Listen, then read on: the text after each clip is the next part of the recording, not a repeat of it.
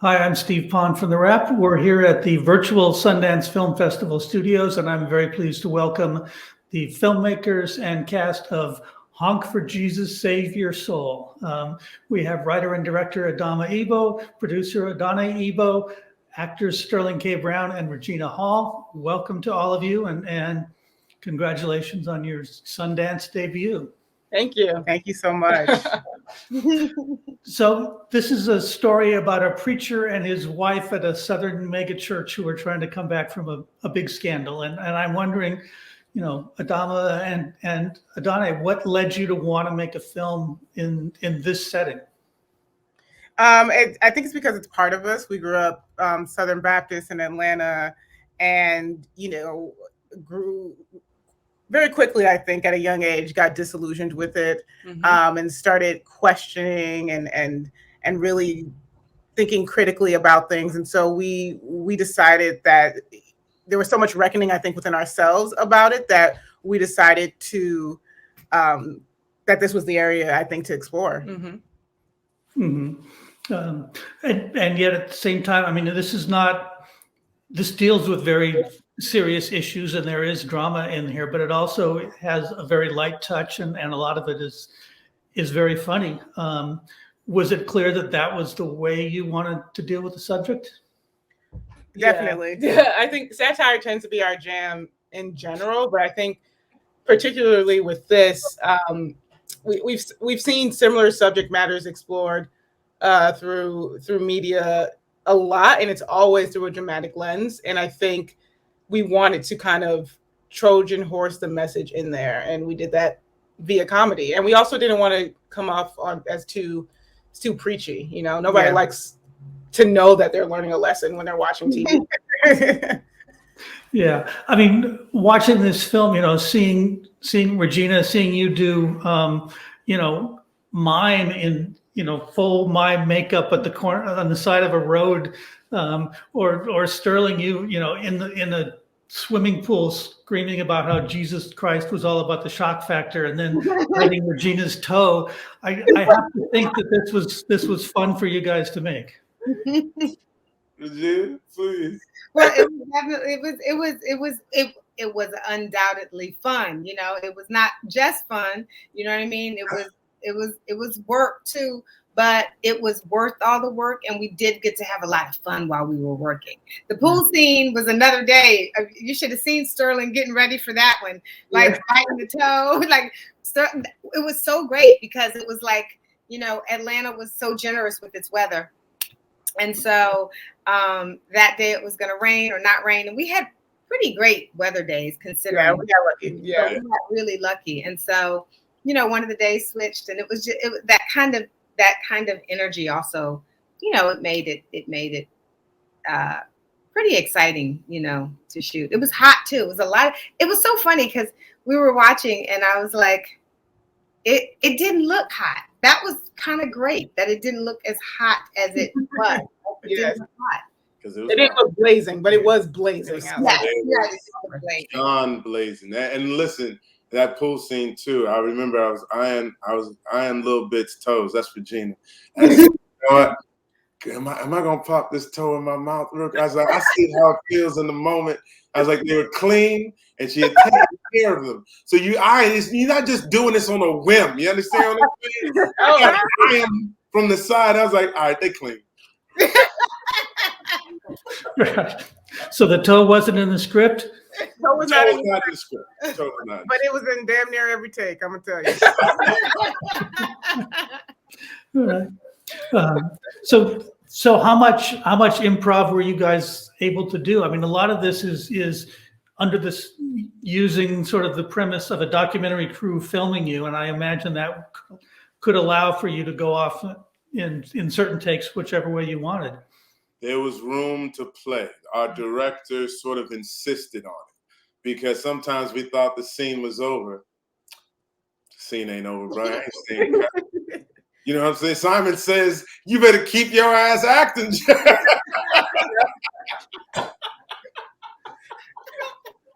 They continuously let me know that I was I was not quick with calling cut.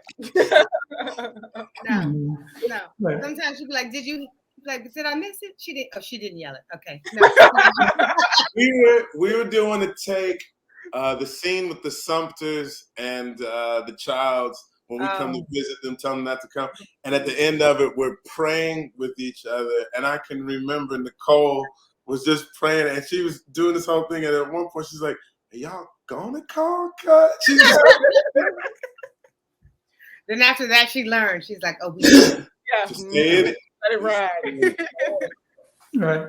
So the idea of the documentary crew, I mean, was that always something that you wanted to include as part of the way that this film would be presented?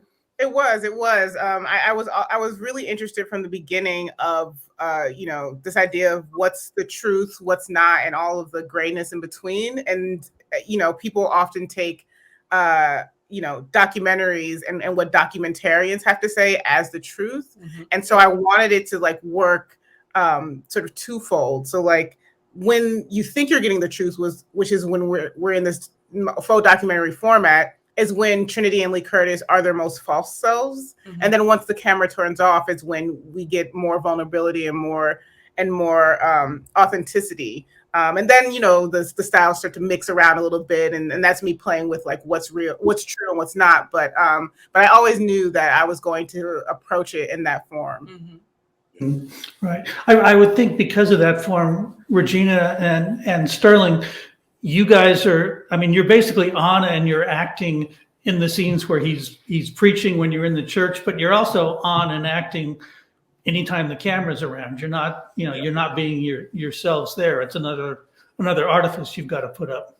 Yeah, it's true. And there's something I think Lee Curtis finds kind of comfortable with the artifice. If indeed that is the way, I think Lee Curtis is authentically himself in front of the camera, even though there's artifice attached to that authenticity. I definitely think that's when he's the most comfortable.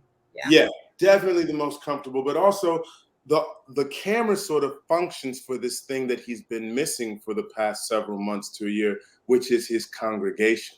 Mm-hmm. Like the ability to connect with large groups of people and get his message out there. So it's like this is sort of a warm up to getting back into the saddle again. Mm-hmm. Yeah. Did you guys grow up in the church, Regina? Were you familiar with women like the one you're playing? It's interesting. I mean, I'm definitely familiar. My grandmother, I spent every summer with my grandmother. So she went to a Baptist church down south in Georgia. So yes, whenever I went down south, I was at a Baptist church. My mom went to a non-denominational Christian church, which was much quieter, but I am definitely familiar with, I'm not related to any, but I'm very familiar with certainly the First Lady image. Now, what that might be, right, like really behind closed doors, we don't know. But yes, I'm familiar with that supportive.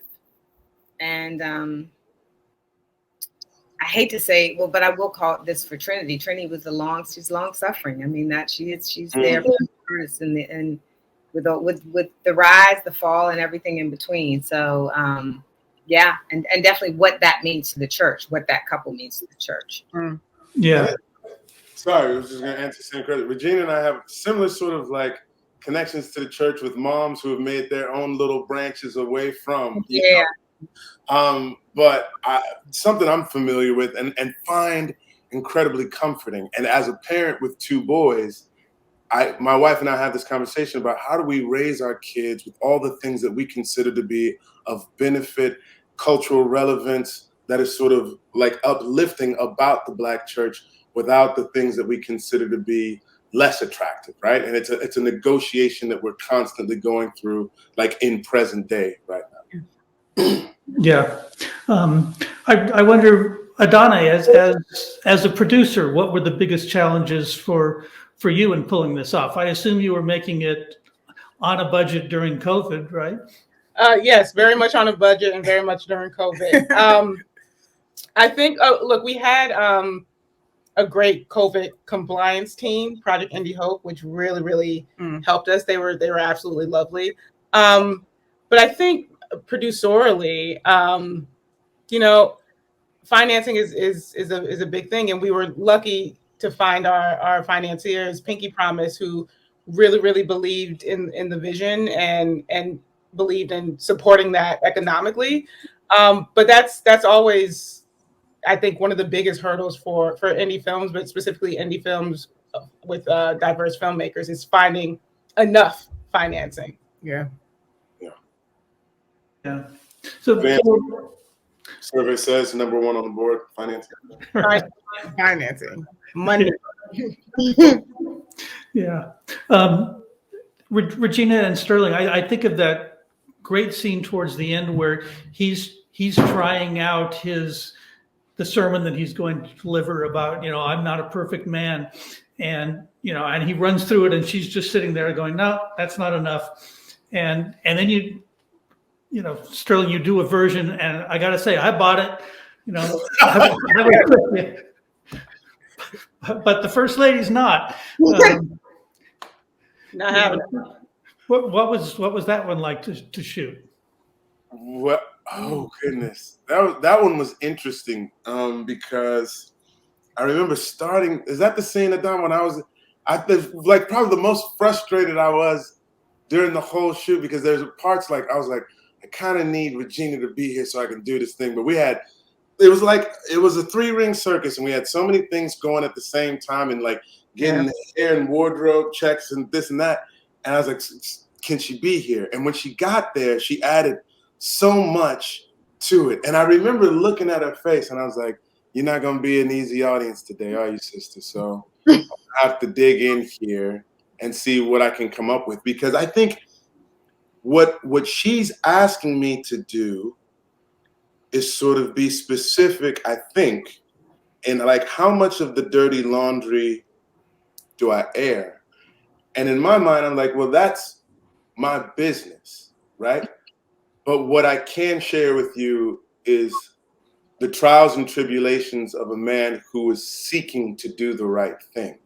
I think that's the important thing that I want. I don't need everybody to know every little bit. There's enough out there already that I don't feel like I have to address that anymore.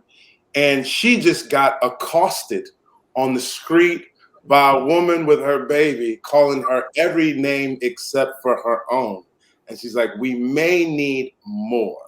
Yeah, we do need more. You've got to do some acknowledgement beyond you don't acknowledge. I mean, I think that was in the script. You don't quite acknowledge, and you can't repent for something you don't acknowledge. Mm-hmm. To a church audience, you got to say. It's so funny. I was going to a church that I won't name the church in New York, a Baptist church, big church. And the pastor, who I loved, he's passed away. I didn't know him, well. It was a big church, but but I do remember him asking the congregation, and it was a very sobering moment. Married, great guy. He said, I need you all to pray with me. The devil is using pornography, and he's tempting me with pornography, or whatever. And I remember being like, oh, wow, that's quite a statement right from the pulpit. But there was something also that the congregation felt was incredibly honest, that he didn't have to say it. Now, he could have been preparing for something else to come out. I don't know. I don't know if it was damage control.